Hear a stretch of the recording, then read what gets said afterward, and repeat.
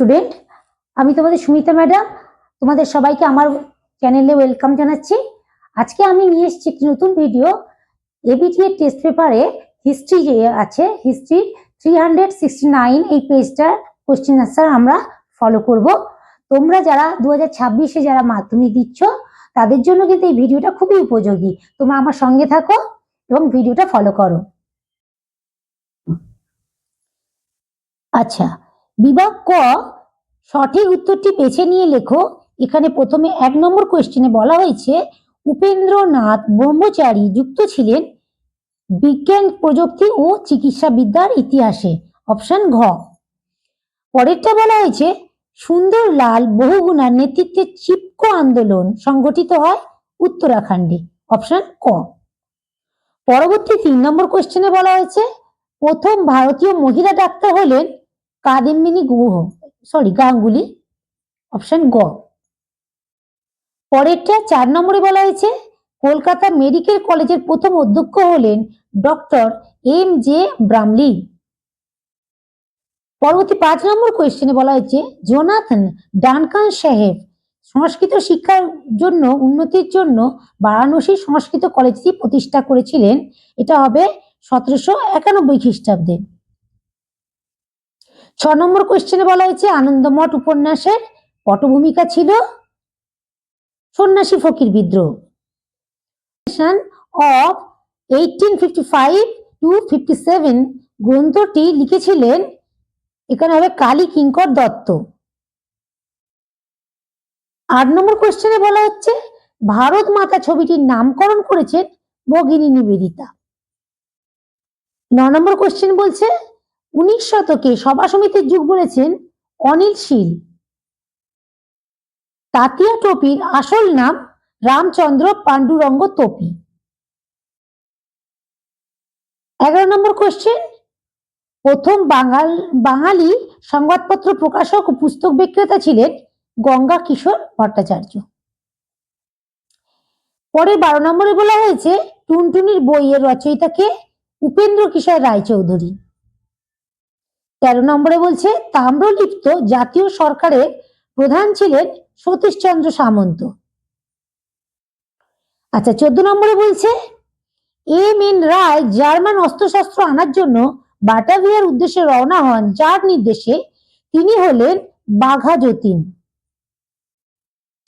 15 নম্বর question বলছে কি না PN ঠাকুর কার ছদ্মনাম? এটা হবে রাসবিহারী বসু। পরবর্তী 16 নম্বর কোশ্চেন বলছে বেঙ্গল ভলেন্টিয়ার্স এর প্রতিষ্ঠাতা কে? হেমচন্দ্র ঘোষ। অপশন খ। আচ্ছা, 17 নম্বর কোশ্চেন বলছে চট্টগ্রামের ইউরোপিয়ান ক্লাব আক্রমণের নেতৃত্ব দিয়েছিলেন প্রীতিলতা ওয়েদ্দেদার। 18 নম্বর কোশ্চেন ভারতের বিপ্লববাদের জনক বাসুদেব বলবন্ত ফালকে।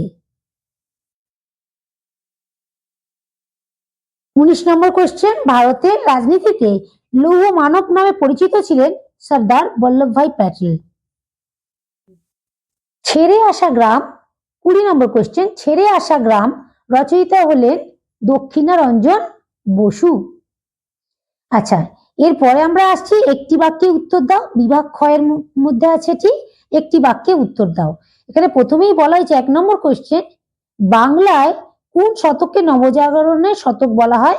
এর উত্তর হবে 19 শতক। 19 শতককে বাংলা নবজাগরণের শতক বলা হয়। 2 নম্বর বলেছে বর্ণ পরিচয় কে রচনা করেন? ঈশ্বরচন্দ্র বিদ্যাসাগর। 3 নম্বর বেঙ্গল টেকনিক্যাল ইনস্টিটিউটের প্রথম অধ্যক্ষ হচ্ছে প্রমোদ নাথ বসু। 4 নম্বর কোশ্চেন ফরওয়ার্ড ব্লক কোন বছর প্রতিষ্ঠিত হয়? এটা হবে 1939 খ্রিস্টাব্দে। 1939 খ্রিস্টাব্দে। তারপর আছে ঠিক ভুল নির্ণয় করো। এখানে বলা হয়েছে মহাবিদ্রোহের সময় ভারতের গভর্নর জেনারেল ছিলেন লর্ড ডালহৌসি। এটা ঠিক নয়, এটা ভুল, ক্রস দিচ্ছি, এটা হবে লর্ড ক্যানিং। আচ্ছা, দ্বিতীয় বলা হয়েছে ভারত সভা ইলবার্ট বিলের বিরোধিতা করেছিলেন। এটাও ভুল।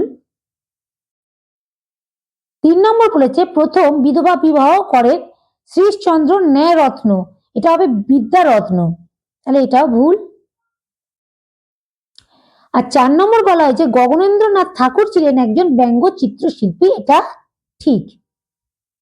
তাহলে এসো এবার আমরা কয়ের সাথে ক্ষয়ের স্তম্ভ মেলাই, এটা দেখে নিই। এখানে প্রথমেই বলা হয়েছে হাওড়া ব্রিজ, এর সঙ্গে আসবে অপশন ঘ স্যার রাজেন্দ্রনাথ মুখার্জি, অপশন ঘ।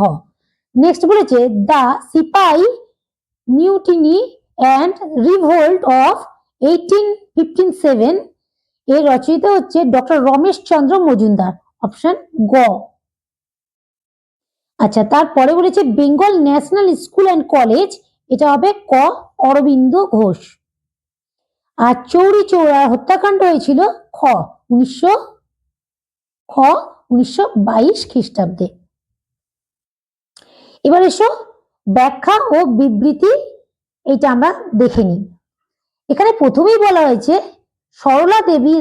সরলা দেবী চৌধুরানী লক্ষ্মীর ভান্ডার প্রতিষ্ঠা করেছিলেন, এর উত্তরে আমরা লিখব স্বদেশী পণ্য বিক্রয়ের জন্য, অর্থাৎ ব্যাখ্যা নম্বর 3। পরেরটা বলা হচ্ছে বিবৃতিতে 1817 খ্রিস্টাব্দে পাশ্চাত্য শিক্ষা বিস্তারের জন্য হিন্দু কলেজ প্রতিষ্ঠা করেছিলেন, সেখানে সেই কলেজে হিন্দু ও ব্রাহ্মণ ছাত্রদের প্রবেশাধিকার ছিল, অর্থাৎ এটাও ব্যাখ্যা 2। পরের 3 নম্বর বিবৃতিতে বলছে কি 1917 খ্রিস্টাব্দে জগদীশ চন্দ্র বসু বিজ্ঞান মন্দির প্রতিষ্ঠা করেছিলেন, কি জন্য? এখানে বলা হয়েছে ব্যাখ্যা 1-এ 1 নম্বরে বলা হয়েছে এটি উদ্ভিদ বিদ্যার গবেষণা উন্নতির জন্য প্রতিষ্ঠা করা হয়েছে, এটাও ঠিক। আবার এটা বিজ্ঞান গবেষণার উন্নতির জন্য প্রতিষ্ঠা করা হয়েছে, এটাও ঠিক। এটা 1 নম্বরও দিতে পারো, অথবা তোমরা ব্যাখ্যা নম্বর 3 নম্বরটাও দিতে পারো, কারণ বসু বিজ্ঞান মন্দিরে শুধুমাত্র উদ্ভিদ বিদ্যার চর্চা হতো না, অন্যান্য আরো অনেক বিজ্ঞান চর্চা হতো, সুতরাং তোমরা এটি বিজ্ঞান গবেষণার উন্নতির কথা বলতে পারো, সেটাও ঠিক, অথবা উদ্ভিদ বিদ্যা গবেষণার জন্য প্রতিষ্ঠিত, এটাও বলতে পারো, দুটোই ঠিক। তাহলে চলে এসো বিবৃতি নম্বর 4-এ।